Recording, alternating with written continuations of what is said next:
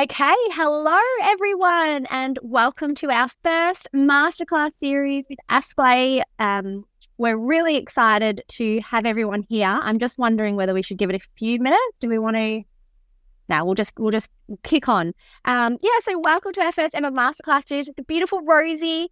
I'll allow Rosie to explain who she is and her background and that kind of thing. But I guess I just wanted to let our beautiful members know that this is an exclusive thing that we're doing for our Askle community. We're connecting with all of our beautiful leading practitioners who have either come on our podcast or have worked with us or have used our product or whatever it might be, but they're definitely specialists or experts in the women's health industry. So we're really excited. It's something that we're going to be doing every fortnight, and we're booked out already till the end of the year. So that's super exciting. So each fortnight you'll be sent a new registration link for the current practitioner who's coming on board that following fortnight. So don't forget to register. It's really important because that's how you will get access to the link. And for those of you that don't know, I'm sure everyone knows, but I'm Stephanie. I'm the co-founder of Askle. And Askle is a women's digital healthcare platform that connects women to healthcare practitioners to get access to their own personalised nutritional supplements. So without further ado, beautiful Rosie, I would love you to introduce yourself. We're so excited to have you on and to chat everything pelvic health. Awesome. Thanks so much, Steph. I'm Rosie. I am the founder of Everform Therapywear, and my background is in physiotherapy. So I have a pretty long career spanning more sports physio, and then through my own journeys in pregnancy and postpartum, I went on to train in pelvic health and continence. So I'm a pelvic health and continence physio and have 4 of my own little bubbers. Not so little now. Oldest one is nearly 9, which is a bit scary. He's just gone off to Tasmania on his own today, unaccompanied. So they grow up so fast. But yeah, I'm super passionate about everything women's health, and the whole MO behind, my business is to support women. And so I love working with Will and Steph at Askle. They just do so much to support the female community. So yeah, it's a pleasure to be here. Thank you so much. And so I feel like a really important, intro to what we're doing is to understand when we're talking about pelvic health, and even you mentioned incontinence around that. I think if you want to share sort of your journey as to why that became your focus. Pelvic floor, pelvic health, pelvis. Like I know for me, I just think Kegels. I don't know if that's right or wrong, and I definitely don't do enough of them. But yeah, I'd love for you to explain a bit about that. Yeah, great. Steph was like, "Do you have a pelvic model?" And I'm like, "In all of the clinics that I've worked in, yes, but I actually don't have one at home," which is really annoying because I would like to use it for education online as well. So that is on my list of to-dos, is to purchase some. But I do have a quick video that's from the Continence Foundation Australia, which will be quickly really good to show pelvic anatomy. I'm like, where did it go? Here it is. So I'm just going to play this. So when we're talking about the pelvis, we've got the bony pelvis here and the sort of organs that sit within inside it. The pelvic floor muscles sit underneath the pelvis, basically. And you can see here, it's actually a really complex structure with a number of layers. And so we talk about the pelvic floor in 2 main layers. We've got the superficial pelvic floor, which is more kind of closer to the outside of the body. And that superficial pelvic floor is more involved in basically like controlling the orifices. So you can see that there's, you actually can't see, there should be 3 orifices that you can see: the urethra, the vagina, and then the anus or the rectum. So the pelvic floor controls these as an outlet. And so it's really important that it's, strong so that it can help to support continence. It's also really important for orgasm and some other kind of less important features. Then we go on and we have a deeper pelvic floor. So when we look like really deep in the pelvic floor, we have what's called the levator ani, which is a group of muscles that are more involved in a support function of the pelvic contents. So basically holding the organs up and inside the body. And this is a bit of a you can see the bladder and the uterus are probably the two main ones that we think about, but also the bowel. And these areas can all be affected by childbirth and by changes to pelvic floor support. Yeah, here's an underneath view, which is really helpful. So you can see that the pelvic floor, like if it were to sort of squeeze or tighten, it's going to affect these areas here. And then as a broader kind of area, it's supporting this whole underneath of the body. And it works in tandem with the rest of our abdomen, our lungs and our diaphragm, and to create a whole kind of pressure system. So that's just a little bit of, so you can understand what we're talking about. And I think what Steph came in with, is the pelvic floor and the pelvis like Kegels? And that's a great question because it is not just Kegels. And I think there's such a misconception around that. But Kegels are definitely a really important thing to do and can be done to support a lot of conditions and prevention around lots of things. But it's really important that our pelvic floor has the capacity to be strong, so to contract, that quick contraction with continence and with orgasm, and the sort of more like sustained, can I hold this for a long time type of contraction is important for, supporting the contents of the pelvis, the bladder, the uterus, the bowel. And then we also need it to be able to relax and lengthen, and this is really important for childbirth. And so we need muscles, just like everywhere else in our body, that can, we talk about strength of the pelvic floor, but I think what we're really talking about is movement. They can contract and sort of really, come to one peak, but they can also relax and really soften and lengthen as well. And that's like any other muscle in the body. They need to have that full capacity to do both in order to have really great function and pelvic health. And because am I right in saying that you can have, I don't know if the terminology is correct, but whether it be an overactive or... Absolutely. Yeah. And so what does that look like? Because I think we often think about a relaxed or, however you want to say it, but we don't often talk about when it's too much. That's right. And I think so, the things that we commonly see will be that a pelvic floor is weak and things that can weaken it and lengthen it. I think if we talk about the pregnancy journey, like as we, as the sort of weight of the and the size of the belly grows, we have increased downward force on the pelvic floor. And if you think about, even if you're just standing on a trampoline, you can think about how it kind of, does that, it stretches. And so the natural progression of pregnancy and that increased weight, as well as the pelvis tends to shift a bit forwards, that puts more tension and stretch on the pelvic floor. So it's weight, it's posture, it's changes in center of mass. All of these things put extra pressure on the pelvic floor, as well as hormonal changes when we have an increase or changes to our hormonal profile. And, it's important for pregnancy to have this change, obviously, to allow the pregnancy to progress, but also to and so we have an increase in, we have a huge increase in both estrogen and progesterone and a multitude of other hormones, but those are probably the ones that people kind of know of the most, as well as relaxin. And so, they also have an impact on how stretchy our tissues are, and particularly progesterone is responsible for relaxing blood vessel walls in tandem with relaxin, which, you may have heard of as well. And so, so our pelvic floor gets that stretch and kind of overload in pregnancy and then often childbirth. So the process of childbirth, our pelvic floor, if we deliver vaginally, stretches 2.5 to 3 times its resting length, which sounds scary, but it's designed to do that. And I think we can kind of take that as a stat or a figure and be scared by it. But our bodies are so freaking incredible, and they, it's designed to do that. It's not that we don't end up with, no impacts of childbirth. Of course we do, but our bodies are designed to do this. I think that's really important to remember. So it does stretch a lot, and then childbirth can impact it, particularly if you do have tears or episiotomy or the use of a ventouse, like suction. All of those things can impact how the pelvic floor functions and its strength and tensile ability.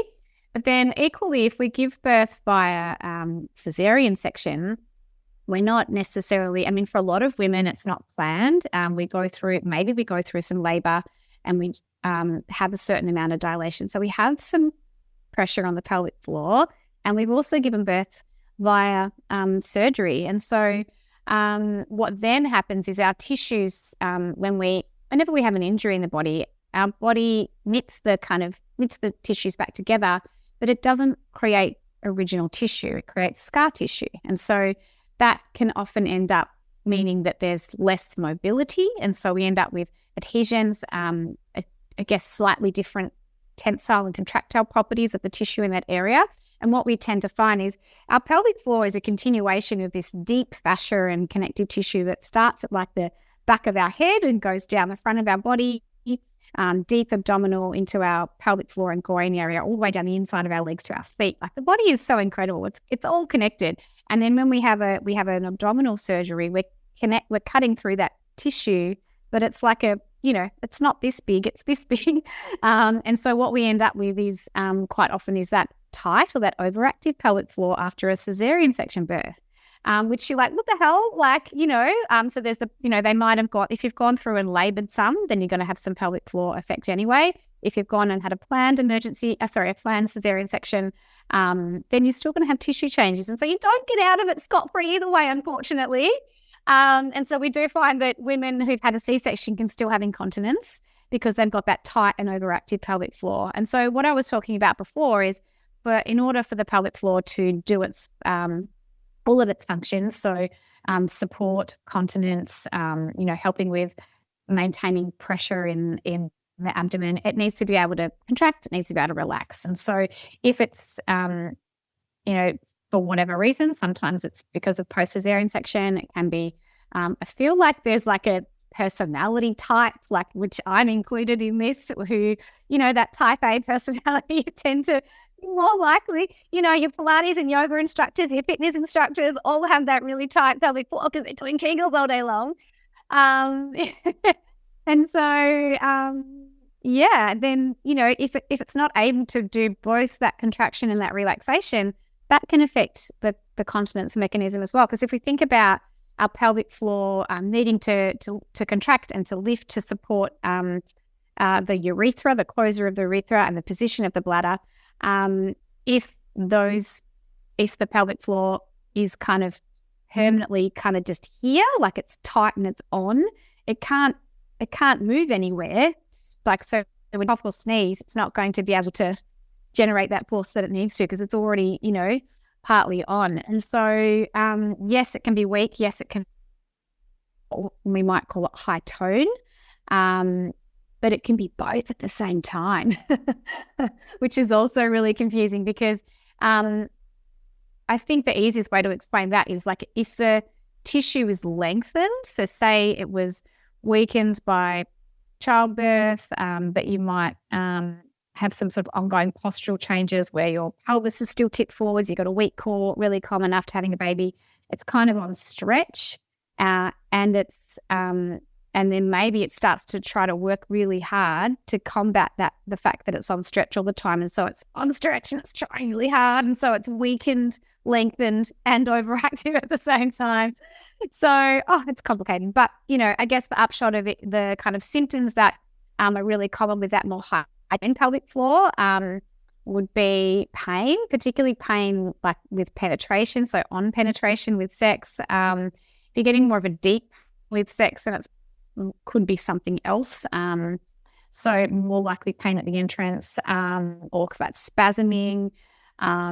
You can have problems with orgasm. You can just generally have pain, and you can also have incontinence, as I was speaking about before. So it can be weak, can be tight, can be both. And you can have incontinence whether it's weak or whether it's tight, unfortunately. Yeah, the symptoms just come with everything. Yeah, well, look, and it's 40% of Australian women, like in that sort of postpartum period and beyond. We're not just talking about in the first 6 weeks or 6 months. 40% of Australian women have incontinence problems ongoing. So I feel like that's important to note because it's almost like normalized because it's so common. It's like every second person that you speak to, I guess once you've had kids, will say, oh, isn't it normal that I'll never do a star jump? Oh God, no, hell no. Things like that. It's almost normalized culturally, but actually it's really common, but it's not normal. And there is quite a lot that you can do about it. I mean, I've had 4 vaginal births and I can jump on the trampoline, so it's not a sentence that it's actually generally can be, there's lots that we can do for it. And I think someone who goes through a 12-week physio program has a 50 to 70% chance of cure with stress incontinence. That's just one example, but there are lots of different things that you can do. Wow. I did just want to quickly say, because I forgot to say at the start, if anyone does have any questions, you can pop your questions in the Q&A box and we'll endeavour to get to them by the end of our session. And that's really interesting that you say that, because I've had an emergency cesarean, so I laboured for like 20 odd hours and then ended up emergency, then an elective. And Will used to laugh at me because when I sneezed, I'd walk and then I'd quickly cross my legs, sneeze, and then keep walking. And he was like, I thought I did it so subtly. So I think that, as you said, it's sort of this two-pronged, double-edged sword where we want to normalize it to say 40% of women, which I didn't realize that was the stat, 40% of women will experience incontinence, but it doesn't mean that you have to experience incontinence. And as someone who wasn't very good with their postpartum recovery, I think that 12-week time frame is so important as well. But I did want to ask, because obviously we're focusing so much on the pregnancy part, is pregnancy the only thing that can impact your pelvic floor health, or are there other things that will have, because we have some women who aren't mums and may not choose to be mums and that kind of thing. Yeah, great. And that's a really great question. And look, our pelvic floor is impacted by so many things outside of pregnancy and postpartum, and not to kind of get too hung up on the incontinence stream, but just as an example, incontinence is really common for women in sport who have not yet had a baby. So we're talking your teenage and 20-year-old women, or women who choose not to give birth, or to have a family in the traditional sense. And so it's, I think the stat around volleyball is around 75% of professional volleyballers leak when they play volleyball. So we're talking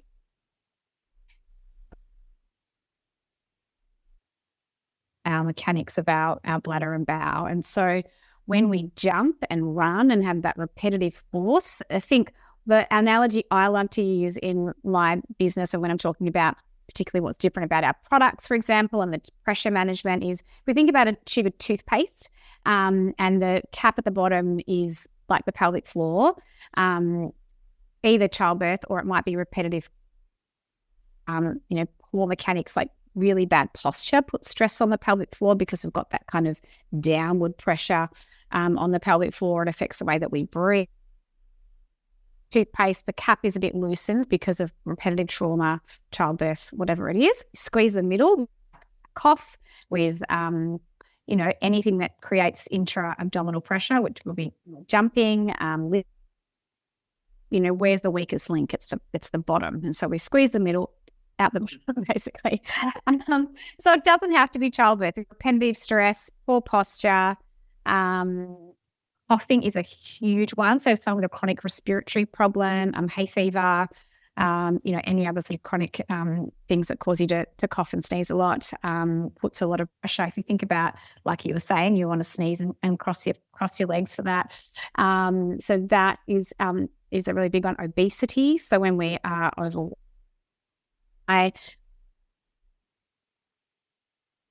really a lot around pressure, I guess, is probably the biggest message there. It doesn't have to be childbirth, but pregnancy and childbirth obviously create a lot of biomechanical changes to the abdominopelvic region, posture, pelvic floor, length of tissues. So it is obviously a big one and the most common one, but definitely. The other thing that we see actually, which is really important to mention, is menopause and like as we age. So particularly for women who may have given birth, at a younger age, and then they go through peri or menopause, we have in hormones, and our hormones affect our, particularly changes in estrogen affect that. We're talking a little bit before about how it happens in pregnancy, how the hormones affect our tissues and their, their sort of, I guess, makeup almost, like how the collagen performs. And so it's really common pain in menopause because particularly like hip pain because of the tendons can get inflamed more easily. It's really common to see all of a sudden that we're having symptoms that we didn't have before. So when we give birth vaginally, pretty much either the bladder, the uterus, or the bowel prolapse down into the vagina. And so this is really, I guess, it happens to everyone if you give birth vaginally, but you might not have symptoms. So, you might just have a little bit of the bladder, bowel, or uterus, or all of them sitting a bit lower than what they were, all the way to some people, unfortunately, can have bladder, usually bladder or bowel dumping down as well, but sitting outside the body. So you have like a protrusion of the organs outside the body. So it kind of goes from one extreme to the other. But you may not have any symptoms and then, go about a fairly normal kind of, early midlife. And then you go through menopause, and the changes in hormones mean all of a sudden you are experiencing some heaviness, maybe a bulge, maybe you're starting to have incontinence, pelvic pain, things that you didn't really experience before. And so unfortunately, there's just different, for women, it's not only kind of biomechanical factors, but hormonal factors are really hugely, important in how, how things present, I guess, and what happens. Yeah, absolutely. And I think it's just important, again, that we have to be so in touch with our body as well, because no matter what stage of the journey you're at, things are changing and moving. And as you said, hormones just can wreak havoc, plus also be the most beautiful thing. And I think it's just understanding that whatever part of your journey you're in, there are changes that are going on. And so don't ignore subtle things that might be shifting or adjusting, or whether physically or emotionally, because they are signs. And so to be intuitive.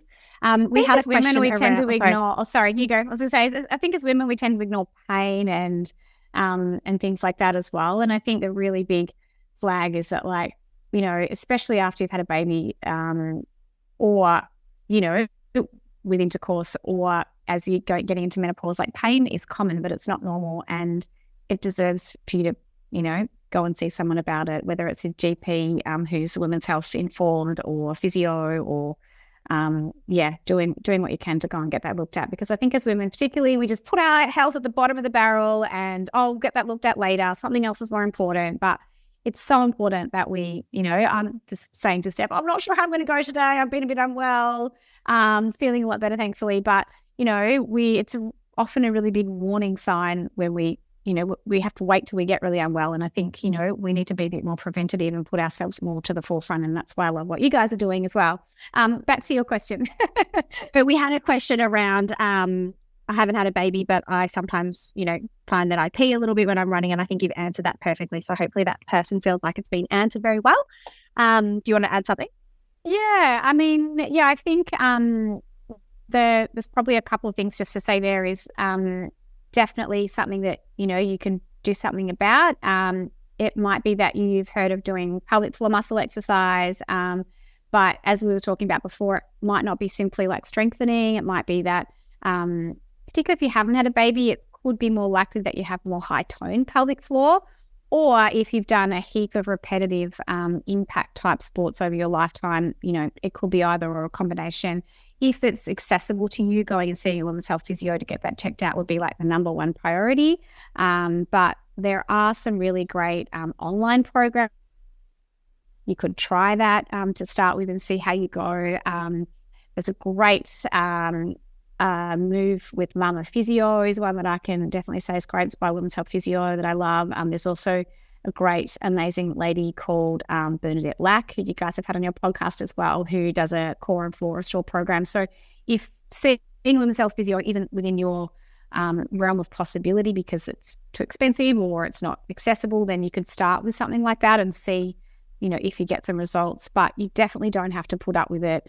And it could be, weakness or tightness in your pelvic floor. It could be just, some other parts of the body aren't supporting you well enough, like strong core and glutes could be contributing. And also sometimes the way that we run our mechanics, if we're really like heavy footed. So that's why, seeing someone who's trained in that area is obviously the best if you can do that, but you most likely get some great benefit from doing a general core pelvic floor and functional strength program as well. Fabulous. Thank you. And time is like us, as it always does, I feel like we can always chat forever. But I did want to ask, because you started sort of talking about that, some sort of tips and tricks or how to keep a healthy pelvic floor. I know it might be tricky to talk about sort of postpartum, whether that's different to just general pelvic floor health. But anything that you can sort of share with us, we will definitely link to Move with Mother Physio, which we've had Jess Jenkins as well. And Bernadette's Core and Floor Restore. Did I say that There's right, another Erin? one actually, Core and Floor Restore. There's another really great one, Elizabeth Peters. I can send you links to her. She's an awesome pelvic health physio. Has just launched her own programs as well online. So, a trusted source by a health professional. I think it's easy to kind of follow any old influencer program these days, but definitely don't recommend that. General tips and tricks. I think the biggest things quickly for postpartum would be like that early 30, 40 days is so important that you take as much kind of horizontal time as possible. I think we say 2 weeks laying down if you can. Sometimes that's impossible. And particularly when you have your first baby, goodness me, I definitely didn't do that, even though I know better, because you're just kind of keen to get out and about. And, I think I love the Eastern cultures who have the sort of 40-day philosophy.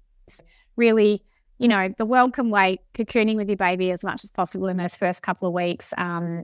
I love to do heaps of prep beforehand. So like cooking up all your meals, getting sort of, neighbors, babysitters, friends, family, whatever it is to help with other children so you can rest as much as possible. That's probably the number one thing you can do for your pelvic health and or scar cesarean section recovery in those first couple of weeks. Interesting, that's like the only surgery where you just go home and you have no rehab or... Yeah, when I found out that statistic, it blew my mind. It's just like, see ya. Okay. Yeah. Wait, don't lift it. Oh, sorry. Yeah. It's pretty ridiculous. But yeah, so postpartum, biggest one is rest, and also don't wait for the 6-week check to do some kind of gentle mobility. So, again, programs like I suggested before all have really great like early mobilization. So, it might just be really gentle. So you can feel like you haven't got pain to contract your pelvic floor, should be doing that.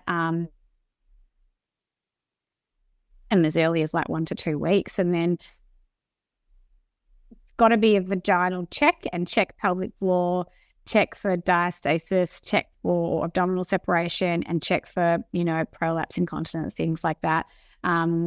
If every woman could have a 6-week check, bloody hell, we'd be doing a lot better. And I think that's one thing that we need to rally around in Australia is getting that subsidised because, we're so behind in Australia. So general pelvic floor tips to kind of get away from postpartum. I think like bowel health is probably one of the biggest things across our lifetime. So chronic constipation or straining or poor bowel habits and health are a really big strain on the pelvic floor as well.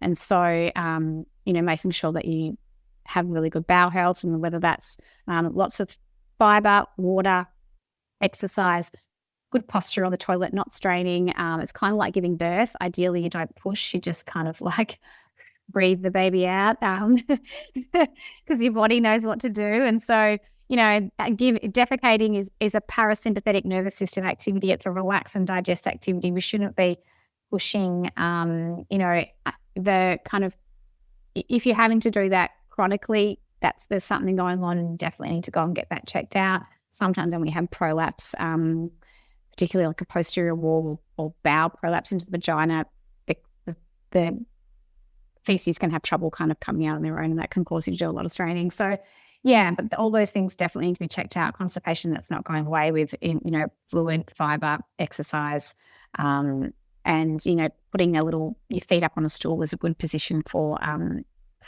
defecation. Yes. Yeah, the little toddler step-ups. I find it really good. Step-ups really good. Yeah. So those probably top tips. And then, just both strengthening and relaxing your pelvic floor and being aware of, I think, pressure mechanics. So like things like breath holding, things like, is not great, particularly when you're lifting. We want to be able to have normal breath. We need to think about on a heavy exertion, an exhale and a lift to the pelvic floor is really supportive. Probably biggest tips and being aware of that as a female throughout the lifespan. We can incorporate that into anything we do, pick up our kid, go in the gym. Posture is really key as well, like or upper body posture, things like that, all pressure on, and healthy weight, as we talked about before. So those are probably all the things that I would look to address to, look for good pelvic health throughout the lifespan. Wonderful, Rosie. As always, you're just incredible. I do want to mention, if anyone came on a bit later, that they will have access to this recording via our website. So they'll have like an exclusive link that will give them access. I do want to very quickly mention that Rosie has an incredible brand called Everform Therapywear. And it's obviously to support pelvic health throughout all stages of womanhood. Is that right? It's not just a pregnancy, postpartum? Yeah, our current in-market products are kind of marketed at, I'm just going to show you a quick box. I don't know if I'll be able to do it actually because of the blurred situation. Anyway, yeah, probably not. But we have pregnancy and postpartum medical grade compression wear. And yeah, in-market are pregnancy and postpartum, but we have underwear and products that are coming out for across the lifespan. We do find that a lot of women who are not postpartum love our postpartum products for prolapse incontinence, much further down the track. And so we've been working on developing products that will serve women across the lifespan. So they're medical grade, TGA listed, and attract a health insurance rebate. That's good to know. So you can get some savings on it. And we will link to that as well. Because we'll put a bit of an article up with what Rosie's discussed today, with all links to all the programs we spoke about, as well as Rosie's incredible brand. So thank you so much. I feel like there's so much wisdom there. And as always, we can talk forever. We'll probably do another part 2 on this. But thank you. Thank you so much. And anyone has any further questions, we'll touch base with you afterwards. But you can access it all on our website. Thanks so much for having me. Of course. Thanks for being our first ever Masterclass series spokesperson. Yay. All right. Thanks, everyone. Thank you. Bye.